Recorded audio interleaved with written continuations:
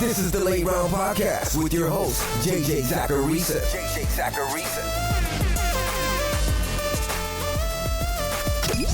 What's up, everyone? It's JJ Zachariason, the editor-in-chief at FanDuel and at NumberFire.com, and this is episode 570 of the Late Round Podcast, on many shows that are part of the FanDuel Podcast Network. Thanks for tuning in. I had a pretty bad Week 7 all around. My fantasy teams didn't do that well during all those bye weeks, and this sleeper show wasn't very good either. Bad weeks happen in this game, and doing this show after a bad week, it's always harder, to be honest. But I was completely wrong in thinking the Bears' passing attack had any sort of chance going up against Tampa Bay. I couldn't have been more wrong. I also couldn't have been more wrong about Ramondre Stevenson because he was a healthy scratch.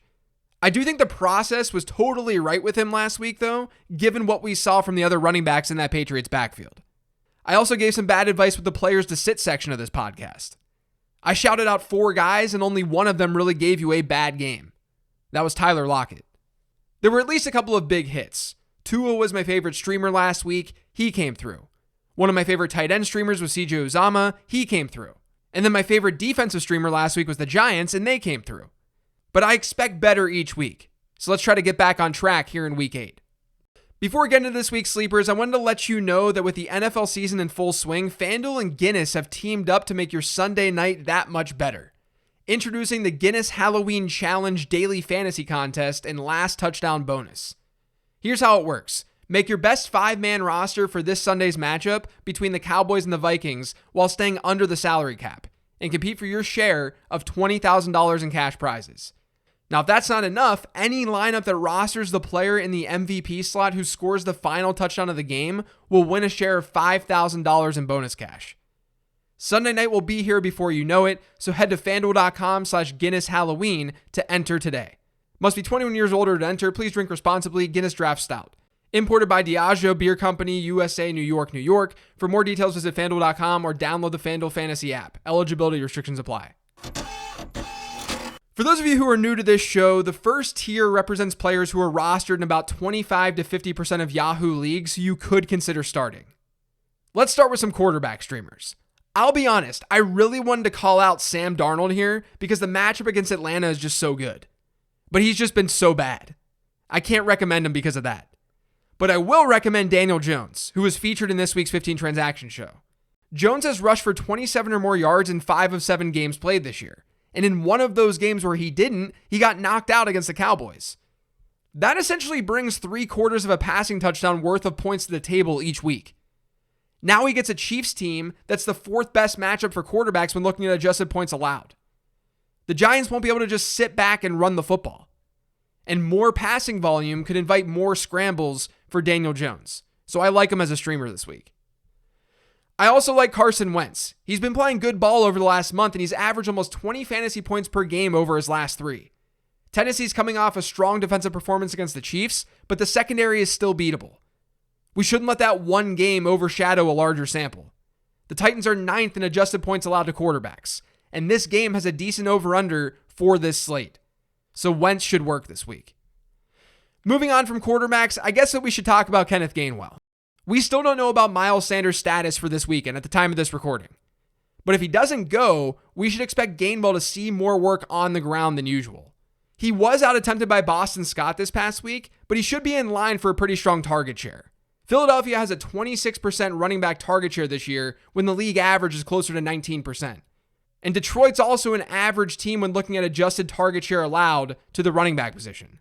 So no Miles Sanders could increase that target share. Gainwell should just get a boost in playing time, and he's still rostered in fewer than 50% of leagues at the time of this recording. In PPR formats especially, as long as Sanders is out, Gainwell should at least be flex-worthy. So Cole Beasley is rostered in just a little over 50% of leagues over on Yahoo. But I want to talk about him today, because he's sort of underwhelmed for most of the season after having such a good 2020. The last time we saw the Bills, he had a 20% target share. That was against Tennessee. And he came through with a wide receiver 1 performance.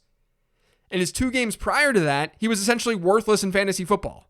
There's just been a lot of volatility there. But here's why you should like him this week. Number 1, Dawson Knox is injured. That could open up things more for the wide receivers on that team, especially in the red zone.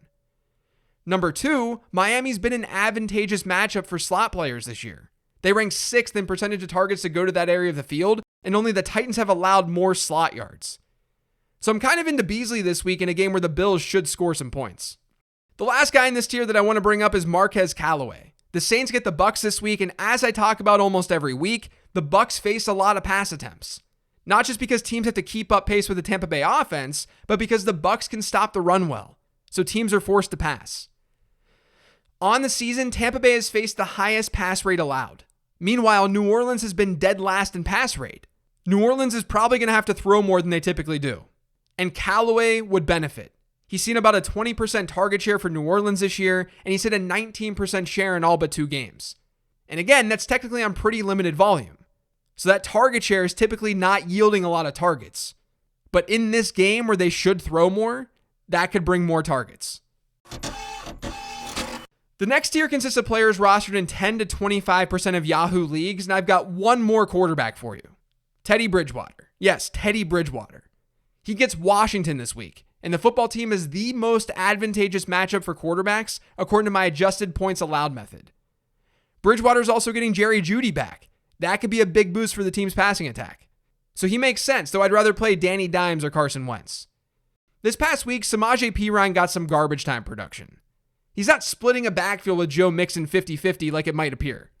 He had just 3 carries well into the fourth quarter in that game against the Ravens last week, and then at the end of the fourth quarter, he grinded out the game with 8 more. Here's the thing though, Perine's been running plenty of routes this year for Cincinnati, so he's got that going for him. And the Bengals get the Jets this week as big 10.5 point favorites according to FanDuel Sportsbook.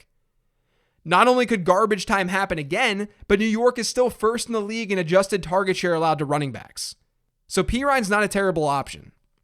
Darius Slayton was another player that I talked about on the 15 Transaction Show, and he should work this week. I stress the word should because at the time of this recording, we don't know what's going to happen with the pass catchers for the Giants. If we have a similar situation as last week, then Slayton should be in your lineup.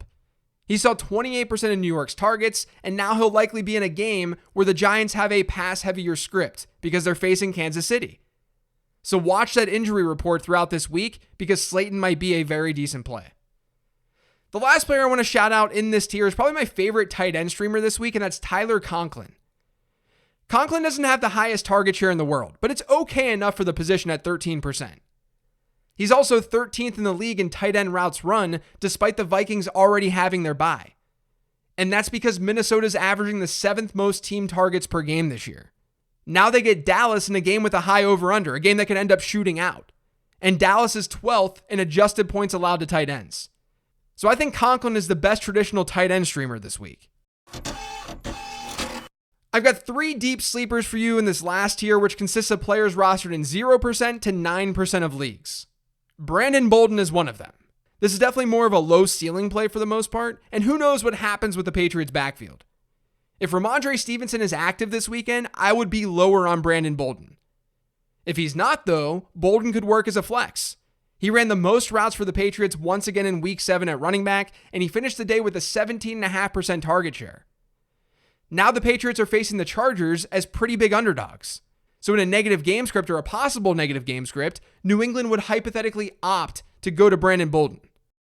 We've now seen 2 full games from Jacksonville since DJ Chark was injured against Cincinnati. In those games, Marvin Jones has run the most routes at wide receiver for Jacksonville. Laviska Shenault's in second.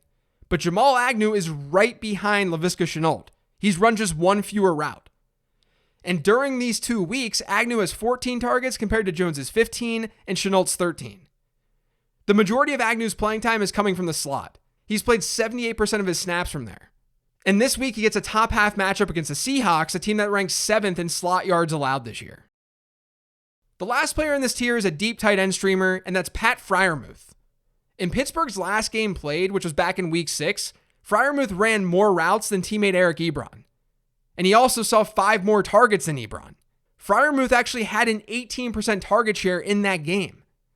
And keep in mind, that was the first full game without Juju Smith-Schuster. He's a talented red zone threat for Pittsburgh. So if you're a little bit desperate, it's not a bad idea to throw him in your lineup and see if he can find the end zone. This players to sit section hasn't been great the last couple of weeks. It was awesome the first 5 weeks of the season, so I guess regression was inevitable. But it feels like this is kind of like an overcorrection. Regardless, let's talk about some players who are rostered in at least 75% of Yahoo leagues who you could consider benching this week. I don't think Aaron Rodgers should be a lock for your lineup. Given the information I have right now, I would probably play him over the streamers this week. But I think he's right there in that tier with Daniel Jones and Carson Wentz. Like, Kirk Cousins is someone who I would not hesitate at all to play over Aaron Rodgers this week. And obviously it has to do with the COVID situation with Rodgers receivers. But not only that, Arizona has actually been the fourth best team at preventing fantasy points to quarterbacks when looking at adjusted fantasy points allowed to the position. So some of you may have better options this week. At running back, I know it's a revenge game, but I don't know how you can confidently play Mike Davis after his usage in week 7. Across the first 4 weeks of the season, Davis was averaging a 56.4% running back rush share per game. That fell to 46% in week 5, then the team had a bye, and then this past week, it was just 21%. And he didn't see a target in week 7 either. Maybe this is just a random blip, but I still wouldn't take a chance with him in my starting lineup against a team that ranks best in the league in adjusted points allowed to running backs. I talked about Corey Davis's insane touchdown share this year on the 10 Trend Show, and considering they're starting Mike White this weekend, it doesn't give me a whole lot of confidence that Corey Davis is going to be able to do much in terms of production. Cincinnati's not really a tough matchup or anything, but White is a huge unknown, and Davis has hit 50 or more receiving yards in just 2 games this year. If he doesn't find the end zone, which we just shouldn't expect, then he'll be pretty tough to trust. Speaking of finding the end zone, Jakobi Meyers still hasn't scored in the NFL, and I wouldn't expect that to change in week 8. Or maybe we should expect it because it's the NFL. But he's facing the Chargers. LA's been the best team against wide receivers in adjusted fantasy points allowed this season. They've allowed 0 top 20 wide receiver performances, even though they've faced Dallas's wide receivers, Baltimore's wide receivers, Kansas City's wide receivers, Vegas, Cleveland, and Washington. So as a result, Meyers is a little bit scary of an option this week. And then lastly, let's just have the OBJ conversation. Things seem to be trending the right direction for Baker Mayfield. That's good. But OBJ's been playing through injuries, and it's been brutal. I don't know how you can view him as anything more than a wide receiver 4 or a wide receiver 5 right now.